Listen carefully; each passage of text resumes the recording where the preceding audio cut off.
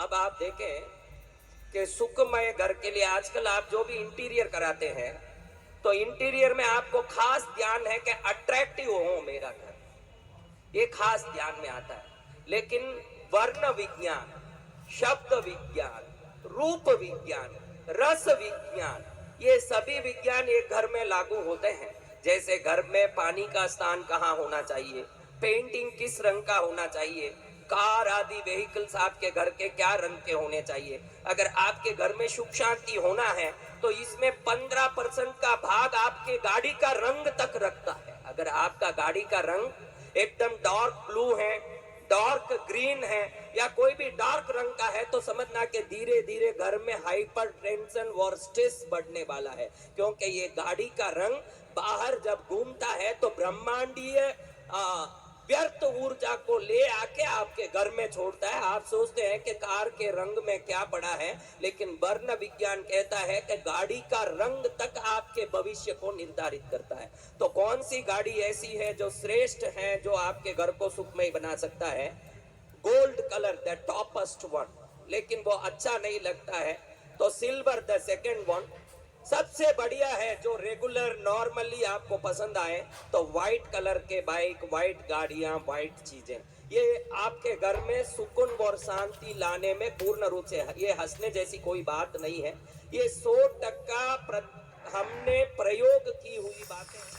आप किसी बात को बहुत छोटा समझेंगे तो आपका जीवन छोटा बनता जाएगा। घर में जो डाइनिंग टेबल है इसका अगर ओवल शेप होता है, डाइनिंग टेबल ओवल शेप का, तो धीरे धीरे खाने की मात्रा घर में कम पड़ती जाती है। डाइनिंग टेबल का शेप तक इतना प्रभाव लाता है। अगर आपका डाइनिंग टेबल ओवल शेप का है तो धीरे धीरे आपका भूख मरता जाएगा, क्योंकि उसका साउथ वेस्ट नॉर्थ और ईस्ट चारों कोने कट गए हैं। तो धीरे धीरे आप उसके सामने बैठते हैं तो जो तरंग आना चाहिए भोजन की शक्ति से वो नहीं मिलने के कारण भूख मिटता जाएगा और भोजन कम पड़ने के कारण धीरे धीरे दुर्बल होकर रोगी बन जाएंगे आप। तो बेस्ट डाइनिंग टेबल वही है जो स्क्वायर ग्लास का है। डाइनिंग टेबल तक मायना रखता है, बेड तक मायना रखता है। आप जो सैंडलियर्स लटकाते हैं घर में, झूमर, ये झूमर 5, 7, 11 की संख्या की झूमर हो तो श्रेष्ठ रखता है। अगर 3 वाला झूमर कोई लटकाते हैं, बहुत सारे 3 लाइट वाले झूमर लटकाते हैं, अगर 3 वाला झूमर लटकाते हैं तो एक कोने का ऊर्जा कम पड़ने के कारण उस हाल में बैठ के पढ़ने वाले बच्चों की बुद्धि कमजोर पड़ के मंद हो जाते हैं। वहां बैठ के काम करने वाले पुरुष लोग भी मंद पड़ जाते हैं। झूमर तक मायना रखता है। ट्यूबलाइट आप घर में किस जगह लटकाते हैं वो दिशा मायना रखता है। कितने वाट का बल्ब लगाया है, उसका रंग क्या है, ये मायना रखता है। घर का पेंट मायना रखता है। आपके घर के बाहर की सीढ़ियां कितनी संख्या में है वो मायना रखते हैं। घर का जो दलीन बना है ये किस लकड़ी से बना है ये बहुत मायना रखता है। घर का मुख्य द्वार जरूर सागवान की लकड़ी से बना होना चाहिए। सागवान प्राण वायु को बाहर से खींच के अंदर फेंकने में सबसे ज्यादा समर्थ है। तो सागवान की लकड़ी से बना हुआ दलान हो, इस प्रकार के हजारों बातें मायने रखते हैं जिसका दूर दूर तक हम विचार नहीं करते। जब घर में टॉयलेट करते हैं आप तो आप बैठते हैं तो जब मल विसर्जन करते हैं आपका मुख ऊर्ध्व में हो, यही सर्वश्रेष्ठ दिशा है, वरना धीरे धीरे बीमारी आती ही है। टॉयलेट में सीटिंग नॉर्थ फेसिंग होना बहुत जरूरी है, नहीं तो उनको छोटी मोटी बीमारी, सिर दर्द, पेट दर्द, क्योंकि मैग्नेटिक फोर्स के सामने बैठ के, नॉर्थ मैग्नेटिक पोल के सामने बैठ के जब मल विसर्जित करते हैं तो आंतड़ियों में श्रम नहीं पड़ता है, आराम से मल निकल जाता है। और बगैर श्रम मल निकलने से आपको कभी बीमारी नहीं आएगी, नहीं तो जोर देना पड़ता है। दातुन करना हो, दातुन पूर्व मुखी होके खटके करना चाहिए। कपड़े बदलना हो तो पश्चिम मुखी होके बदलना चाहिए। स्नान करना हो तो पूर्व मुखी स्नान करना चाहिए।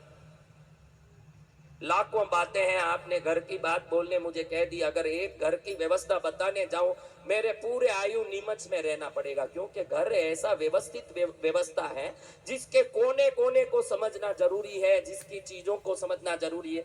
जहां तक पुराने कपड़े हैं, बहनों में ये कंजूसी है, झाड़ू भी हो, नए झाड़ू 3 भले और लाए हुए हो, पुराना झाड़ू जो 2.5 फुट का था वो 6 इंच का नहीं हो जाए जब तक उसको रगड़ती रहेगी।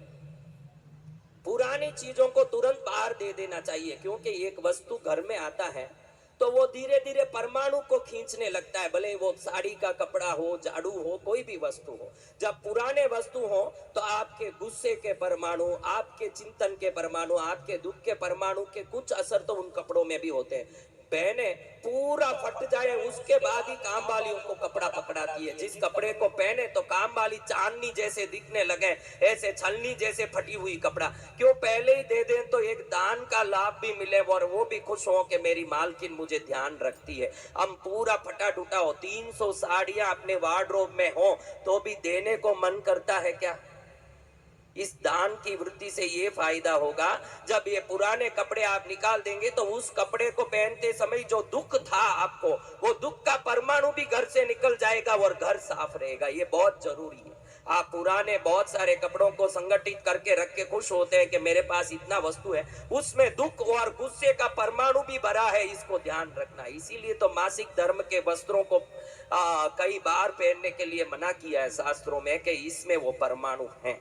आप इस चीजों पर ध्यान रखें।